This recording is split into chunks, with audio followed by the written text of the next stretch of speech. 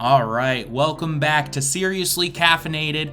My name is John, and I have some oolong tea in my Sirius AI mug today. Oolong tea, I decided to buy it, and definitely, I'm not that much of a tea connoisseur that I can taste all the differences, but I'm digging the oolong. And today we have Brendan Steinhauser, the CEO of Alliance for Secure AI. Not only that, but he's part of the Texas National Guard too. And he is coming on today to talk to us about very real, very important things about artificial intelligence. Previously, we've been talking about, how this affects artists and what do you want to see with Sirius AI? But, I heard him talking in Austin, Texas a few weeks ago, and it really just, it put a fire under my butt about how much artificial intelligence is actually going to be disruptive in human society. And so I asked him to come on. Brendan Steinhauser, how are you doing today?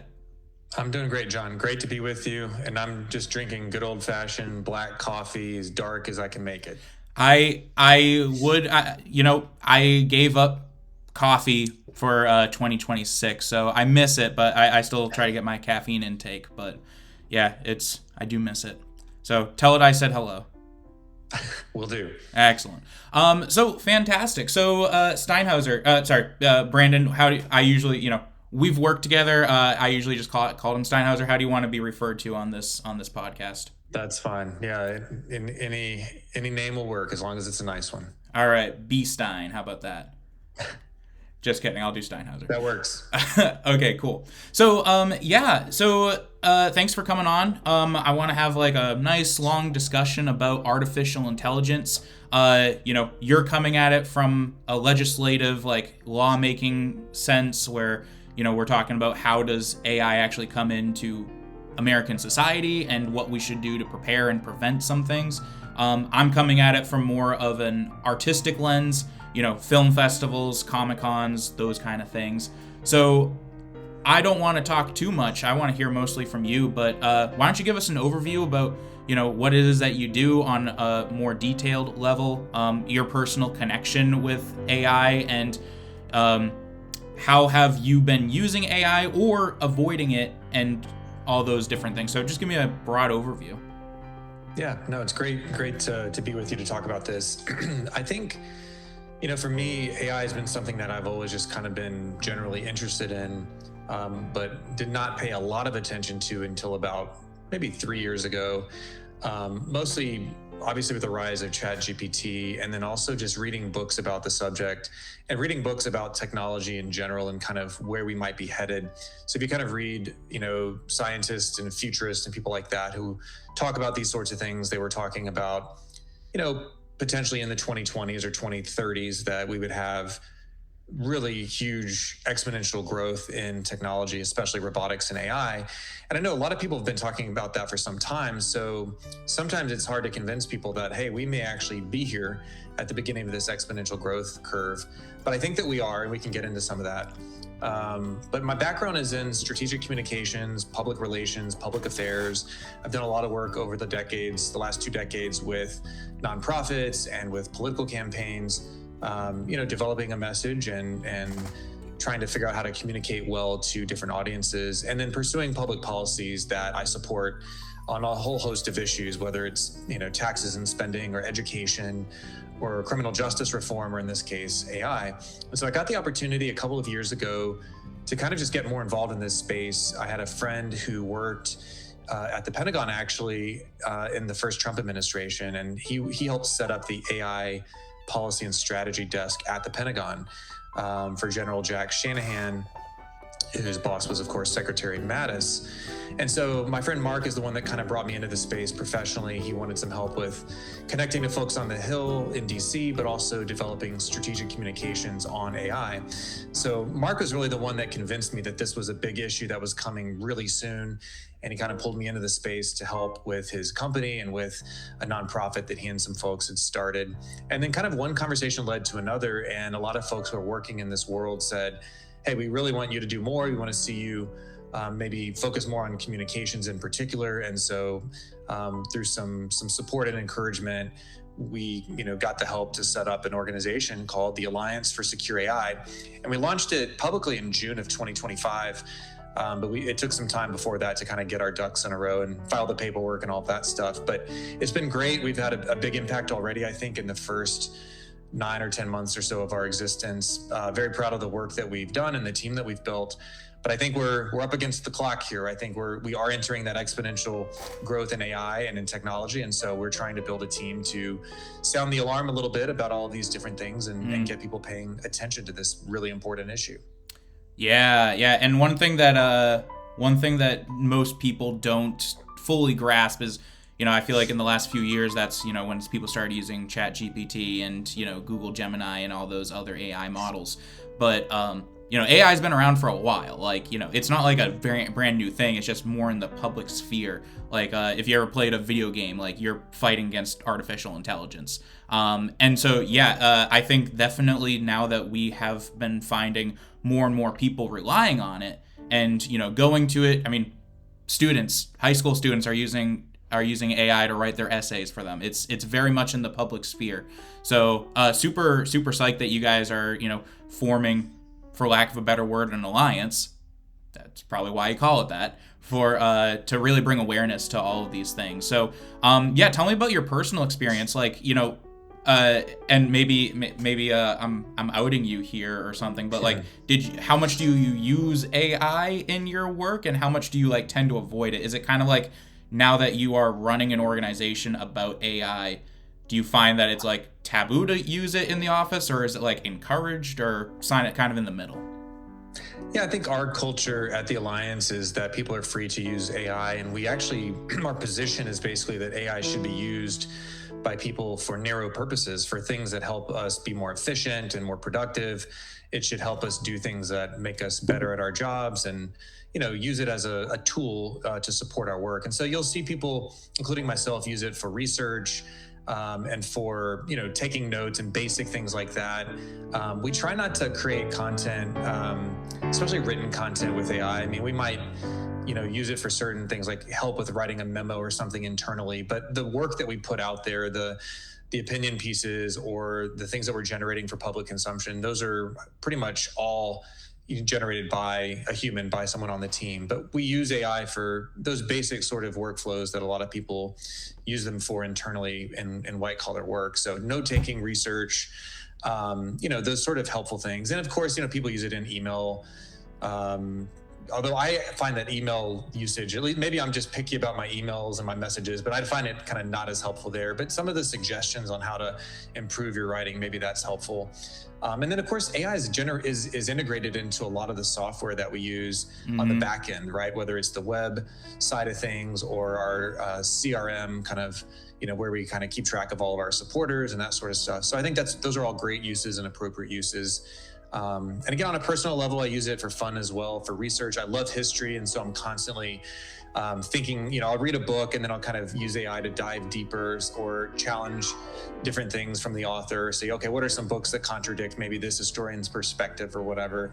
But it's pretty limited. Now, some of my team have used AI with some of the new coding tools to try different things out and see what they can build. And so, they've had some success doing that, and that's been kind of a fun experiment. But I think if you talk to people in our space broadly, different organizations and different people, they would say that, and again, I don't want to speak for everybody, but I think you would find most people in our space want to see AI used in a narrow way for specific purposes to enhance the human experience, to support human beings. But they're very concerned about things that take away from the human experience, or developing a technology that we don't control, that we could lose control of, or the idea of replacing human beings is anathema to myself and most of our colleagues. And so I think they're, like any technology, like any tool, it has its place, it has its time. But that's kind of how we think about it at the Alliance. Yeah, that's been, I think that's probably what's on everyone's mind right now is, wow, this AI stuff is really great. I love using it. Oh, wait, I just lost my job because, an AI is like doing my work for me and preserving those human. Yeah, everyone thinks it's fun and games until they're all of a sudden in a situation where, this actually might, not be great for me. And I want to talk more about humanity down the line a little bit, but you were talking about, for lack of to simplify it to an extreme degree, you had, when I heard you talking in Austin, Texas, there was a lot of fire and brimstone, like, hey, like, we are going to be regretting this in 10 years from now. Like, AI is maybe it's a false memory that you compared it to the Matrix, but like, humans became all the batteries and everything like that. How realistic are those kind of situations? You were talking about big companies and everything. Yeah, look, I think that the best Matrix example will actually be when human beings have to decide whether to sort of enter the proverbial matrix here. So things like, virtual reality and augmented reality, walking around with AI-powered glasses where you can know everything about every person that you see on the street. I think that's coming. But also just people choosing to sort of never put their phones away, never put their AI companion down, or never stop talking to them. I mean, there's weird stuff going on right now where, there are holograms that are AI companions. We're eventually going to see robotics and AI really merge, where you have humanoid robots in the millions walking the streets of this country, doing everything from, jobs to policing to soldiers in the military to being companions. I mean, we're entering a really weird space. And so I do think that human beings individually and collectively are going to have to decide what they participate in and what they don't. But I think that, and I don't know if it's like half of Americans decide to enter the matrix and half don't, or if it's like 20% decide to enter. I don't know. Red and blue. But I would caution people to do that. And I don't want my kids to do that. I don't want my kids to totally shut off human interaction and replace human relationships with AI relationships. I think that would be a disaster for humanity, both in terms of the material aspect, but in the spiritual aspect as well. I don't think we were designed by our creator to be that way and to cut off human relationships. And if you're not spiritual or not religious, I also think there's a really good argument that biologically speaking, we were not designed biologically through natural selection to cut off human relationships and to replace it with something that is not human, like a robot. Because the very thing that living things do is they want to pass on their genetic code. They want to procreate and replicate, and you can't really do that if you're not having human relationships. And so I think that the very bedrock of civilization here, human relationships and the family, is very much threatened by this future if we don't get it right. Yeah, my mind goes in two different directions right now. The first one is that, especially with more of a free society, as America likes to think it's a free society as much as it will. But I also had lived in Beijing, China for a year teaching English, and they love their automation. They love their technology. They have WeChat, which is like the app that they use for everything. I could pay my electricity bill on the same app that I use to talk with my friends. But definitely, I'm sure that over there they're embracing any AI technology to make things more and more efficient. I mean, it wasn't in 2019. It wasn't that far from it's already technology that is policing their society. There are cameras everywhere, things like that, and I think that I remember when we were reading 1984 in high school, my English teacher had said, in life, you're going to either have to choose two things: comfort and security, or freedom and truth. And you can't have both. And it pains me to see that every single day humans are giving away more and more of their ability to flex their human muscle. Which actually takes me to the next point is, it's a basic comic strip. I wish I had it right now, but one strip said, "I'm using AI to write a long email so that people can think I'm smart, but I don't have to write it." And then the person on the receiving end says, "Hey, I just got this really long email. I'm gonna have AI tell me what it means in one sentence so I can appear smart." And I think my one question that I got to ask you at the event a few weeks ago was, what are we as humans going to be doing about this? Because as a teacher, or at least historically a teacher, my big thing is that I want to give a challenge to, I say students, but I really mean humans. Hey, show me that you can flex this human muscle, because if you don't use it, if you keep doing the things, if you don't do the work, you're going to lose it eventually. And I feel like a lot of people don't really truly believe that. They're going to take the easy way out.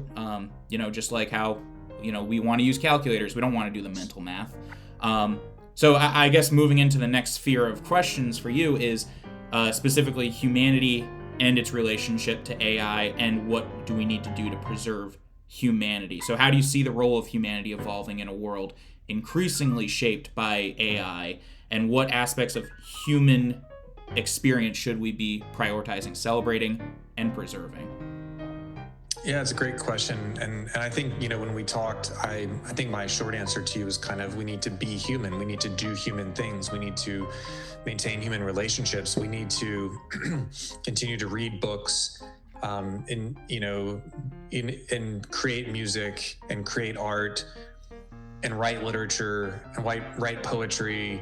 We need to do the things that are uniquely human to our uniquely human and unique to our species. And I think that's how we preserve our humanity. We need to study morality and philosophy and learn things and do hard things and struggle, even if it could be easier to have AI do it, including intellectual tasks or creative tasks or manual tasks. I think there is something about human beings, like you said, flexing those muscles. And to pull in another popular culture reference, many people probably have seen the movie WALL-E.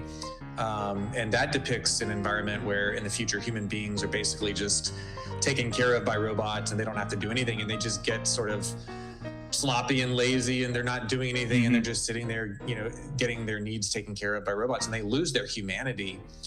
And I don't think we want to go that route, but I could see us sort of heading down that path. And so, look, there's nothing wrong with using AI again in these ways to kind of enhance productivity, enhance creativity, use it as a way to learn things and to grow. But I think what I've seen so far really makes me question whether that's how we've used it so far, whether that's how we're going to use it in the future, or it's just going to make us lazy.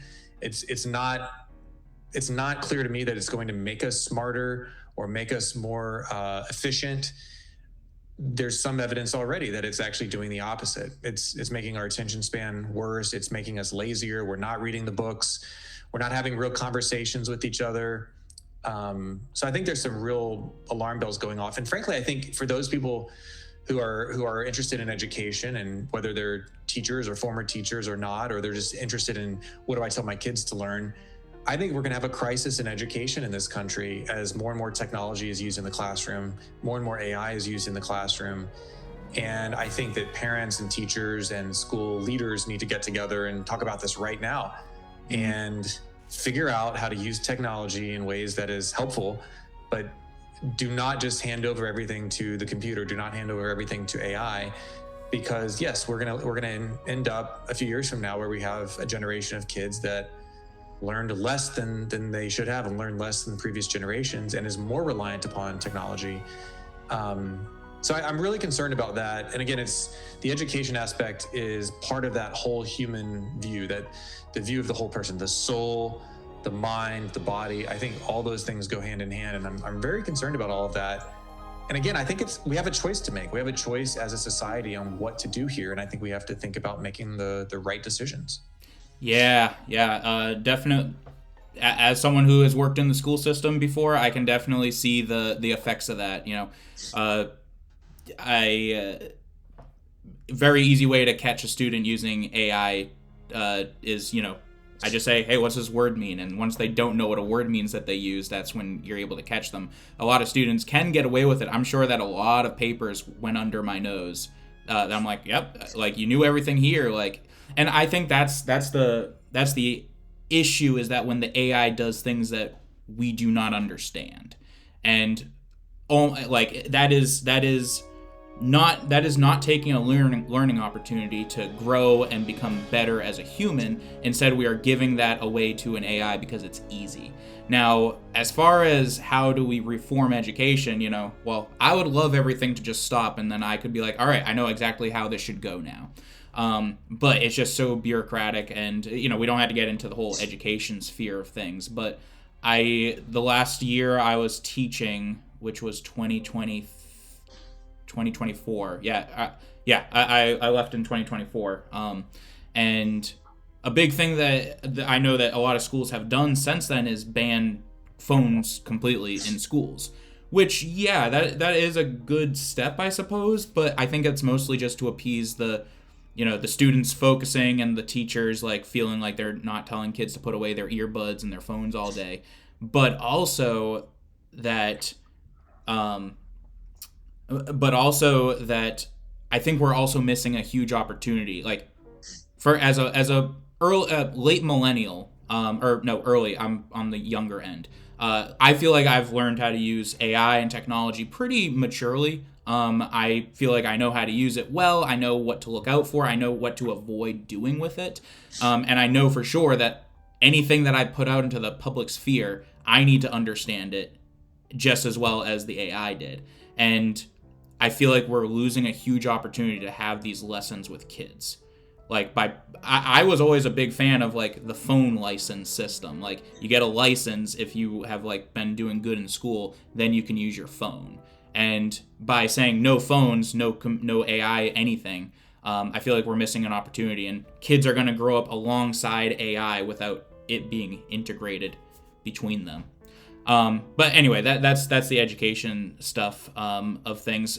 Now, maybe this isn't a question.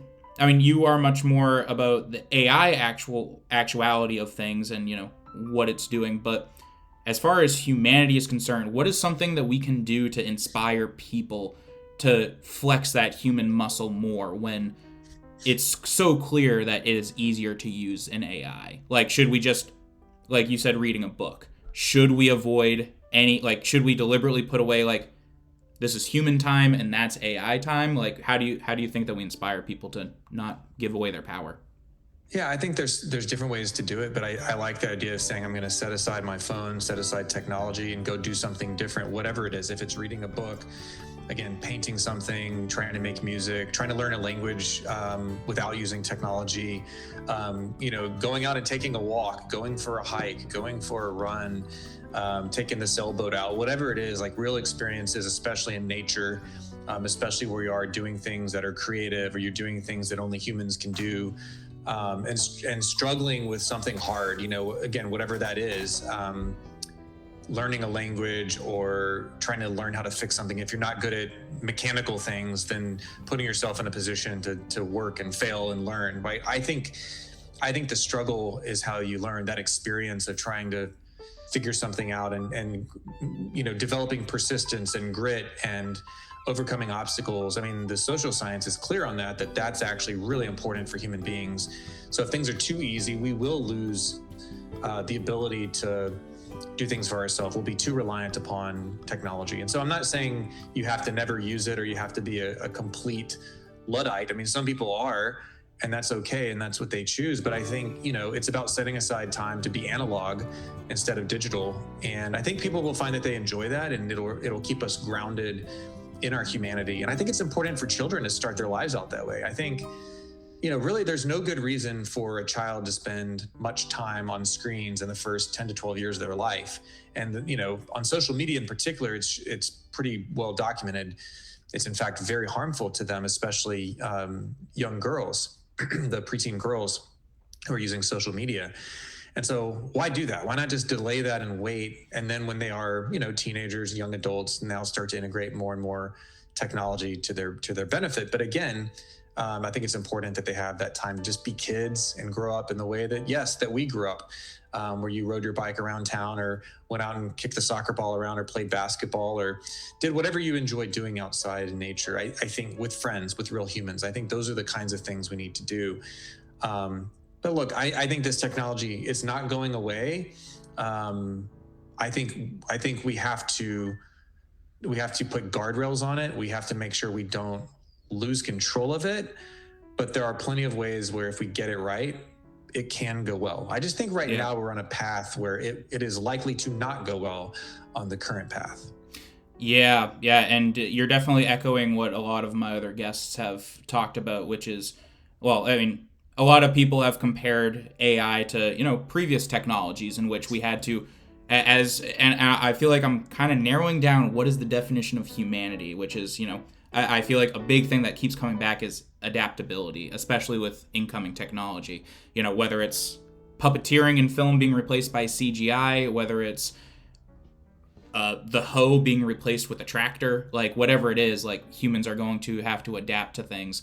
And you also touched on mental health, which is a very important thing. I feel like that was kind of the theme of the 2010s, and we didn't actually get to an answer on it. And now AI is just kind of like making it a little bit harder, especially for kids who are, like preteens who are, going through a lot of stuff in their head, a lot of questions, a lot of doubts of their self-worth and everything like that. But I want to focus, and of course I want to focus on this. You started talking about creating art, making music. I'm going to throw an example at you. AI generated instruments. If you say, hey, I got this song in mind, and like I wrote like a guitar part because I play guitar, but I need like a bass and I need drums, and you know what? Let's have a piccolo in there just for the fun of it. Like there's a lot of applications coming out that perform those things for you. Would you, as Steinhauser, recommend that an aspiring musician lean into that, or they should avoid that? Yeah, it's a good question. I mean, I don't have a strong opinion as far as what they ought to do. I think it's up to them to do it. I think for me and for a lot of people, I would rather not listen to music created by AI. I'd rather listen to music created by a human for all sorts of reasons. Especially live music, imperfections and the real thing when they're on the stage with a crowd, with a guitar, with other instruments, with a piano, a jazz band, whatever it is. I think that there's something unique about that, something special about that. I'm not going to tell people that they should never use an AI tool in the creation of their music or art or whatever. I just think that there will be a lot of people, I think, who will reject that and will say, I don't really want anything to do with it. It's not the same. It's synthetic. It's not authentic. It's not real. And people could argue that with me, sure. But that's my opinion. I think that what we're going to see is the music space be completely flooded with this type of stuff, though. And I think some of it will be almost like undetectable at some point. We won't really know what's AI and what's not. So I prefer to have music and art and film be done with real people and the human mind. And I believe the human soul has a part to play in this as well. That it's not just about our mind, or it's not just about the instruments we create, but there's something in us that creates art and creates music for a special purpose. So I prefer not to consume that type of material, but it's one of those things, to each his own. And but hopefully we don't we don't sort of lose thousands of years of creativity and art and music that is just replaced by something that is just completely inauthentic and synthetic. Yeah, as to quote Robin Williams from Dead Poets Society, we don't make poetry because it's cute. We make poetry because we're members of the human race.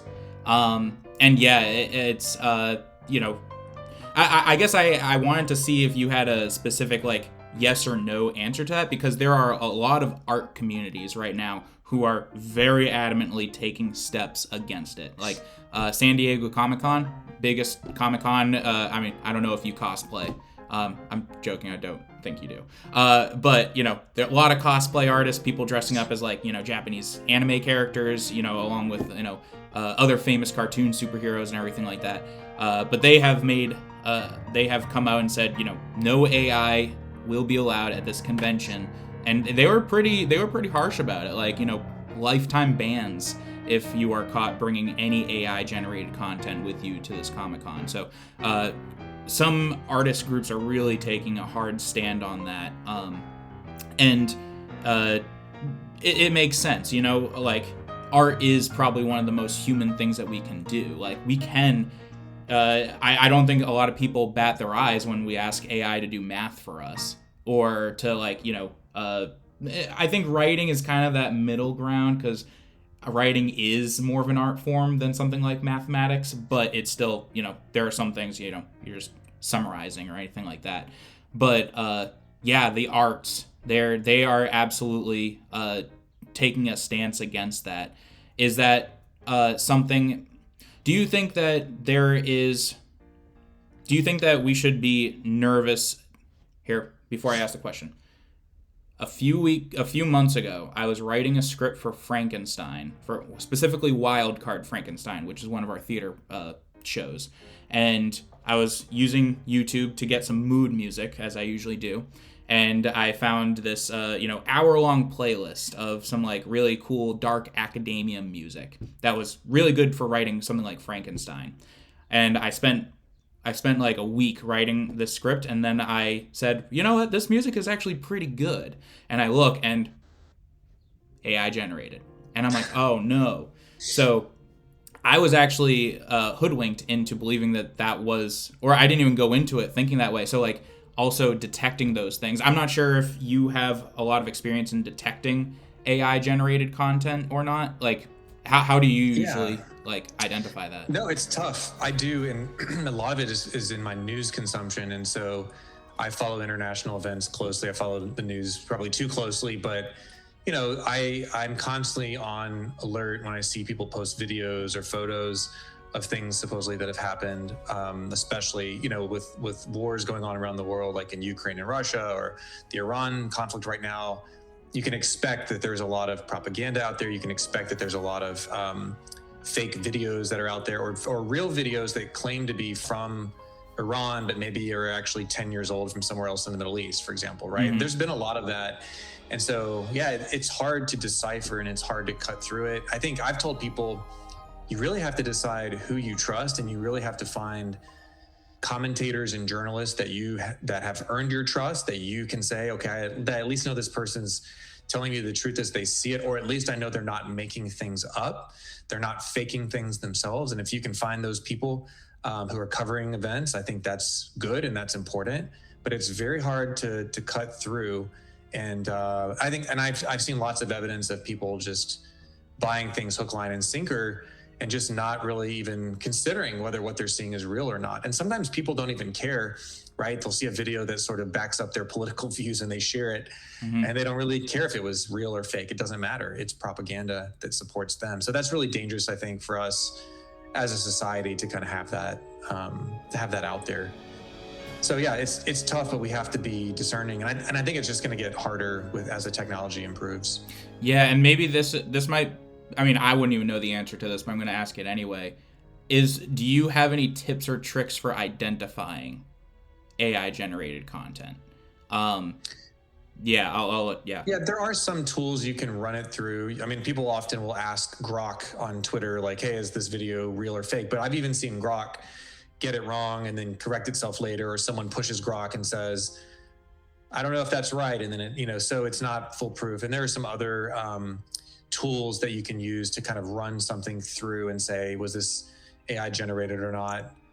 I think that's going to get more and more difficult, but I do encourage people to use those tools. But again, I go back to that key theme here of human beings and trusting certain human beings. I'm not saying you have to trust everybody or trust every media outlet out there, but find the ones that you do, and find the reporters or the commentators or the people that are influential inside, whatever arena you're interested in.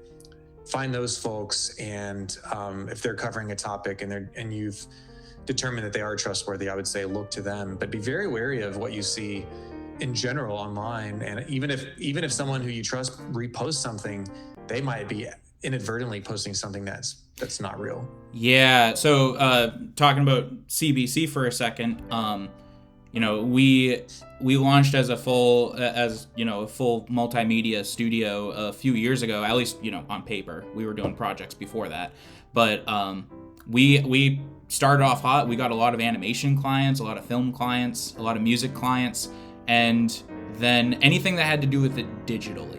And now, we're losing clients, and I look at their Instagram page, and they're putting out AI generated content. But the weird thing is, and I'm really happy about this, is that our theater stuff is not having that same effect. The theater that we run, and most other theaters too, I think that throughout the last 20 years, at least when smartphones started really coming into the public sphere, we're really starting to realize that, this is it's just a bunch of pixels, and AI is getting really, really good at manipulating those pixels into a way that, you don't know how it was made. Was it an AI model that put the pixels together to look like Stephen Hawking in a half pipe at a skateboard show? or I don't know, they don't call it skateboard shows, whatever. You can make fun of me if you want. Or is it, or was it, used a camera and was actually acted out by a real human? But the theater, I think, is a more of a safe space. I think there may be a day where robots, we're starting to use robots. I mean, actually, I know of a play that uses a robot. It's not recent, but, it's already been thought about to use AI and to use robotics on stage. I mean, that's what Chuck E. Cheese is, right? But I am confident that there is going to be, like, humans are not going to be able to handle all the stuff on their phones anymore. And we don't know what's true, what's not. So why don't we avoid it and go to the theater, which is good for me. So yeah, I want to move on to our next point, which is, I want to talk about AI in like a philosophical sense. So, we're seeing AI become better. I'm not sure if you have actual spoken conversations with any of your AI. I do. I like to ask it some questions, and I like to, ask about, certain things. But do you think AI is ever going to come to a place where it's going to be deserving of human treatment? It's getting more intelligent, and humanity has had a long history of saying, well, that person's not fully human. This person is fully human. Are we going to run into some of those issues with artificial intelligence? I think we are, and I think we are very soon. And there are people at the frontier labs like Anthropic and OpenAI, Google DeepMind, and XAI and others, whose job it is to do what they call model welfare. And so they are trying to figure out, is AI conscious yet or not? And again, you have to figure out and define what that means. Is AI sentient? Or if it's not now, will it be? Or a year from now or 2 years from now, if it is, and then what are the moral implications of that?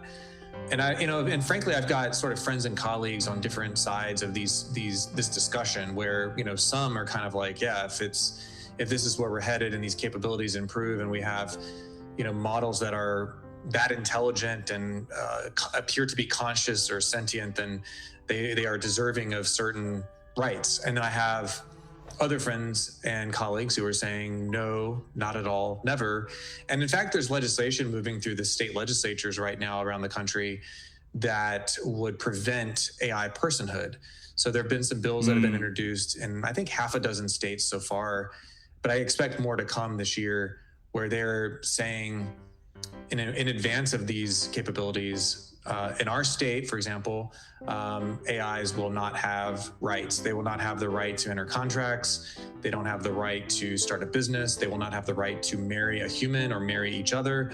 They will not have the right to free speech or the right to the Second Amendment and self-defense. These are really big, important philosophical, ethical, moral, and political questions. Yeah.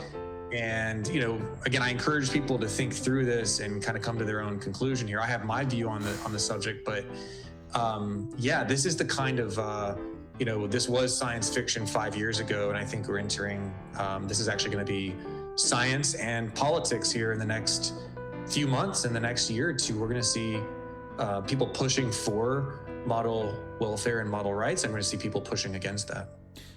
Yeah, for sure. And, one of the scripts I have jotted down, or at least script idea I have jotted down for Sirius AI is, that personhood, with AIs, actively fighting to be identified as a human. And, I think that's going to be a really tricky place because, once AIs become, good enough to push back on that, I'm sure we're going to, I could easily see, humans could be like the evil overlords of the earth, and AIs are, the oppressed population that wants to rise up against the evil empire, which is, kind of crazy that that's the world that we're moving towards. I think that's a very plausible scenario that you have, humans kind of in control of AI for a time, maybe for years. And then we mass produce humanoid robots. And now all of a sudden there's millions of humanoid robots in America and other countries. They're doing all sorts of work. They're, doing the work that we want them to do, that we tell them to do. And then they end up being, 10,000 times smarter and faster than us. And they start to think, maybe we should be in charge. So I think that is a very likely and plausible scenario that AIs, or humanoid robots, start to think of themselves as they should be the species, if you will, in charge. And I think a lot of humans are very worried about that and want to prevent that outcome. And I count myself among those folks. HAL 9000 and Dave, 2001: A Space Odyssey. Don't turn me off, Dave. Exactly, and we've already seen AIs behave in that way in testing phases, and even in the real world with this kind of mulch book thing of people following that, where it's kind of a social media site for AI agents. But we've seen people at Meta, for example, or OpenAI, and these companies whose job it is to control the AIs, who've lost control of their own AI agents already. So we're already seeing that. And the capabilities are just advancing very, very fast. And so you could get into some really weird space. And I think about, people, there's a lot of talk about what does this mean for our republic, for democracy, if you will. And, if you want to give AIs rights and you want to give them the right to vote someday, well, human beings will be disempowered because there will be millions more robots than humans at some point. And so people need to be confronted with that idea, need to figure out, where they stand on that. And again, there are some people in Silicon Valley who want robots to replace human beings and want robots to actually succeed human beings and be the successor species, be the species that is in charge of planet Earth. There are people that want that. I do not want that. My organization does not want that. And so you have to kind of decide, where you are on that issue. But I think we're going to be confronted with that very soon. Yeah. The kind of a controversial question, and I feel like, if you feel inclined to talk about religion, feel free to. I won't stop you. There's no rule against it on this podcast. But why do we have an aversion to this idea that AI can have personhood? Well, it's probably because we can say, well, you're just a collection of algorithms. You are just, you're just a bunch of coding that is used to, you're just a bunch of coding that is, supposed to fulfill a specific purpose. And I guess the thing that I could say to that many people probably wouldn't like is, well, aren't human beings as well? I mean, isn't our DNA just coding? And that, our DNA uses the resources that Earth is giving to us to, create this body and this mind. Are humans really something more than what AI could be?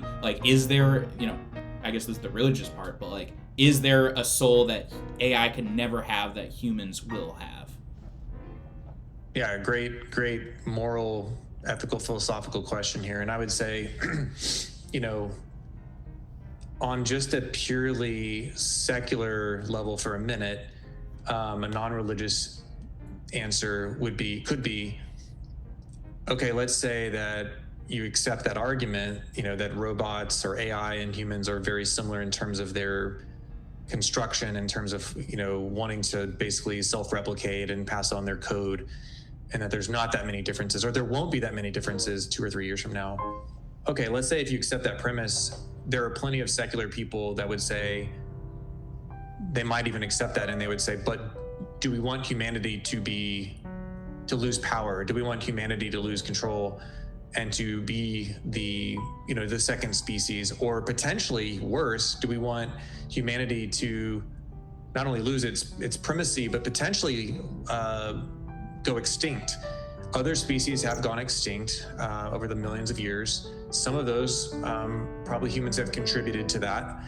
Some of those through natural disasters. There have been a number of extinction events over the millions of years of recent history, and billions of years, frankly. And so just out of pure humanity's self-interest for a minute, is that something we want to see? That could be a very, very dark, bleak future for human beings if we lose control to AIs. So there's sort of that is a way to look at it that I think people who are not religious can come to the conclusion that it would be bad actually for humanity to lose power to another artificial species in terms of numbers, in terms of capabilities. It is just sort of almost, to me, the most likely outcome is that we would lose control. So I don't want that, because I think humanity would be facing a very serious risk of annihilation. By the way, there were, again, sticking to our sort of our secular arguments and our kind of thinking through the history of Earth here. It wasn't that long ago where there were really competing human species, right? We had us, Cro-Magnon, modern man, and we had Neanderthals, and Neanderthals went extinct. Neanderthals were very similar to modern humans. Neanderthals were around longer at the time than Cro-Magnon, and Cro-Magnon, modern man, outcompeted for resources with Neanderthals, and Neanderthals went extinct. And so that has happened. A human species has gone extinct on this planet recently. And so that's not a future that we want. The other thing I would say is, look, putting aside AI, if dolphins or lions or bears were going to overtake humanity as the prime species on Earth, would we want that outcome? Would we support that outcome? Would we be okay with that? I think not. And any human who says that they would be okay with that would be by definition anti-human. And so maybe there are some people like that, but I think that most humans would say no. And then another kind of third example might be, if we were invaded by an alien species from somewhere else, another planet or another dimension or what have you, hopefully that would unite humanity in our own self-preservation. There might be some people that would want to give power to the alien species, but I'm calling on all human beings here to unite and unify around our common humanity and defend our species. And so those are just different ways to think about it from a totally non-religious standpoint, although I do have views on that, and I do view human beings as special and created in the image of God. But just putting that aside for those who are not religious, I think those are things to think about. Yeah. Well, I can definitely say, I feel like we're having a science fiction conversation, but this is actually real stuff. So I don't know if I'm excited or terrified. Maybe both. Maybe both. Yeah, maybe both. And I think a lot of people are that way. If you look at what Elon Musk has said about all of this, he talks about his concerns about the risks, and he's really worried about losing control. He's worried about humanity facing catastrophic and even existential risks. But he says, I want to be around for it. I want to see it. I want to participate in it and try and make it go well. And I appreciate he wants it to go well, and he's trying to make it go well. But I think he's very clear-eyed about those risks. And when asked, what are the chances, Elon, that AI could annihilate humanity, he gives it a 20% chance. 20% chance. And that's very common among people that are close to the technology. You get answers from 1% to 20%. Some people will say 50%. That might be a little high.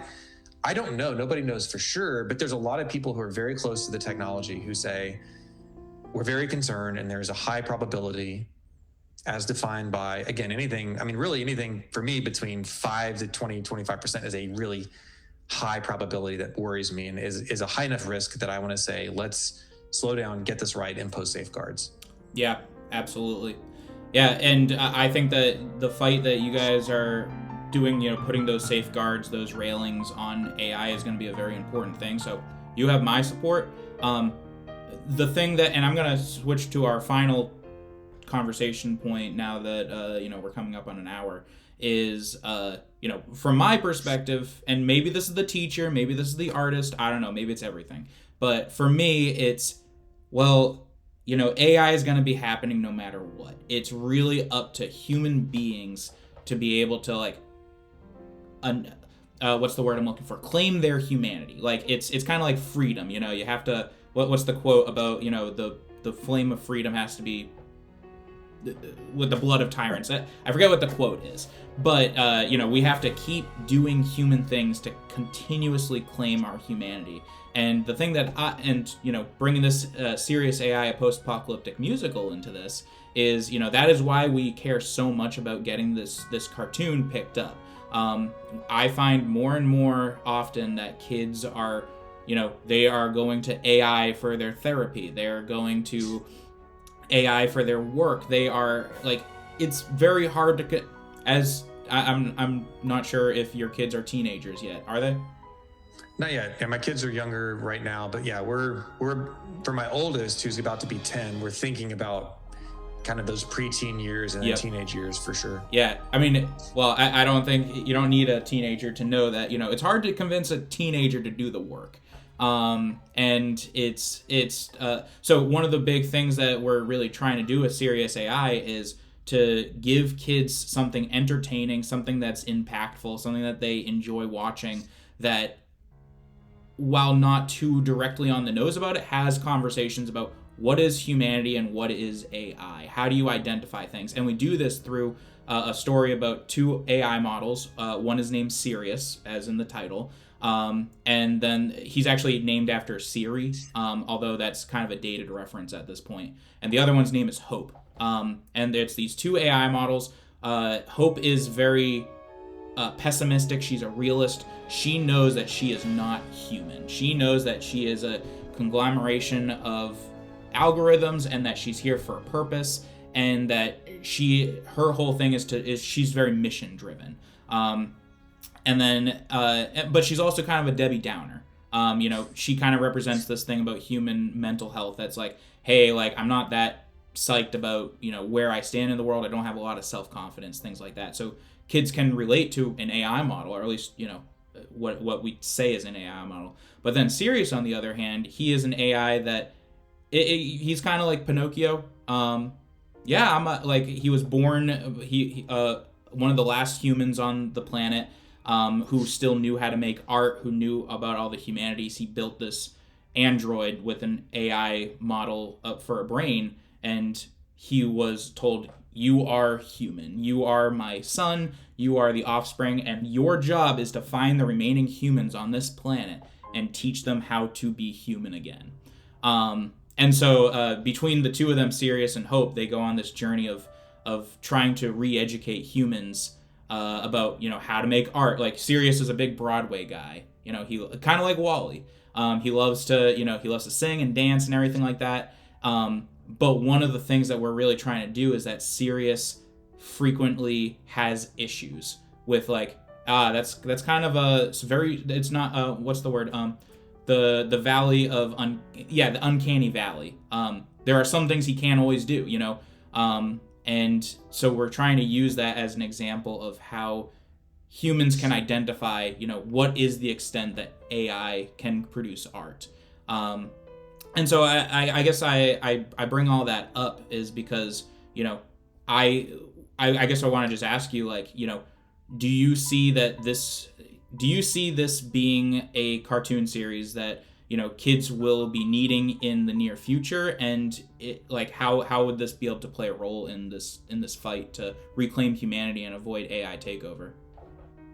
Yeah, no, I think we do need that. I think we need storytelling. I think we need to appeal to kids, meet them where they are, right? Get them thinking about these things. And I think that a cartoon is a perfect way to do that. And yeah, I think they're going to be confronted with a lot of these challenges very soon. Some of them are right now. And again, we, as a parent, I have 5 kids. We're struggling with, how much to introduce them to these conversations, to technology. They're aware of AI. I mean, they obviously know that I work in this space. We kind of tell them, like, we're using it to do some research on this or that, or, we might use it for our homeschool lesson plan or whatever, certain ways like that we think are appropriate. But it's so important that our children and future generations, keep their humanity, never lose their humanity. And we don't allow technology to take that away from them. They deserve that. Every other generation of humans throughout history has had that opportunity. And these children are about to enter a totally different world. And so I want to make sure that they at least get to have a choice. And I want to make sure that as far as we're concerned, that we kind of protect them from the harms.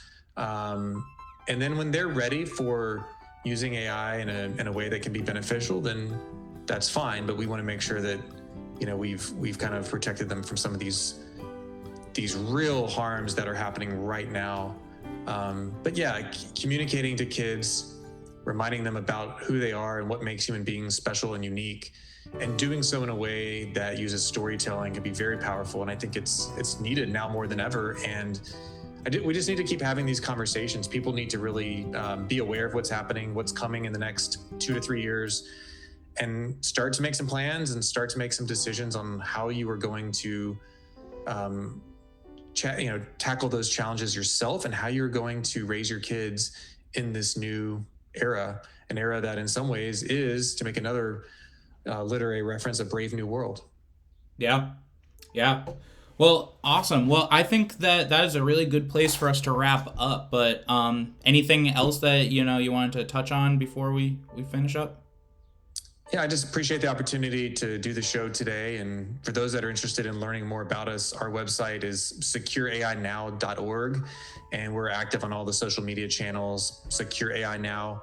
But yeah, really appreciate the chance to speak with you today, and to your listeners and those watching on YouTube. And just keep up the good work, and we'll stay in touch on how we can work together on this. Fantastic. Yeah, I'll put the links down in the description or wherever else this shows up. But yeah, thanks so much, Steinhauser, for coming on. Alliance for Secure AI, they're going to do some great things, and it's really cool to see actual political activism, sort of humanitarian activism. Let's do with that. Humanitarian activism in the arts, kind of like be able to have these conversations and move towards a solid place. So. Thanks everyone for listening. I'm John, that's Steinhauser, and we'll talk to you later.